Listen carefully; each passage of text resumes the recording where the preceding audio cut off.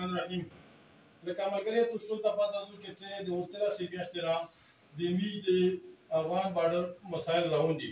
خاص کر د ترانسپورټ په باندې نو په دا باندې میج مختلف قسمه یو میټینګونه وکړل لکه میج وا کمیټي تشکیل کړه چې پاکه د فرش فروټ ټول کسون هم وي د چمبر ولا هم وي د ترانسپورټ ولا هم وي ایجنټون هم وي او ټریډ یونین ولا هم وي نو دا میج وا کمیټي جوړ کړه دا کمیټي میج د ډي سي صاحب سره د ډي پی او سره او د کرنل صاحب سره د ټول سره میج بلاو شوي د سره میج خبره هم وکړي په هغه خبره مطابق چې کیم دی وشتا خبره وکړي چې دا تاسو د افغانستان متعلق شي دا خبره تاسو یې کلیر کړئ نو په باره کې میج افغانستان ته وړي په افغانستان کې میج اسد الله صاحب سره چې دا د ترانسپورټ رئیس دی اول خو زه د یغه ډیره شکریا ده کوم د ترانسپورټ رئیس اسد الله سنگری ډیره شکریا ده کوم په دوام نمبر کې مولوی فیض الله جمال ولایت پکتیکا چې کیم دی د یغه هزار ډیر شکرګزار یم چې مجبور علی ډیر عزت قدر مې وکړ یغه نه با چې کیمه خبرې میجو ډي پی او یا ډي سي یا کرنل سره مشتکړي وي ا د دې بي سره اګریشول چې بالکل هغه خبرو ان شاء الله چې تاسو یې می اتا تیوري نو ا دې می سره اګریشول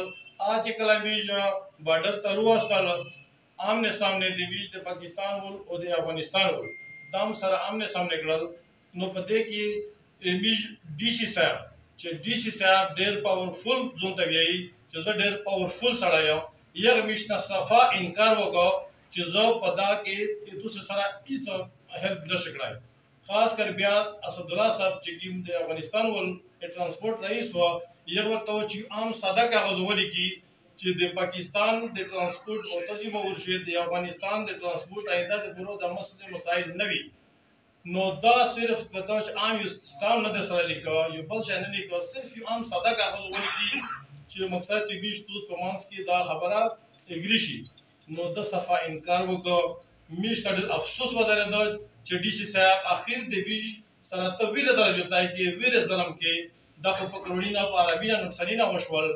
نو په د خلق و د ورجا ته خو د میجو غټ افسر یې په ډېر اعتماد سره بیا می غلطه خبره نه وکړي چې کی وا خبره ته مشتا وکړه یغه مطابق می افغانستان سره اګری شوی نو د میج خو د ډي سي صاحب بالکل پیځه کاټ کړي په دا چې بلا بد شي تا چې کی خبره تو کړي وا خبره په دنیا ډي اګری کړه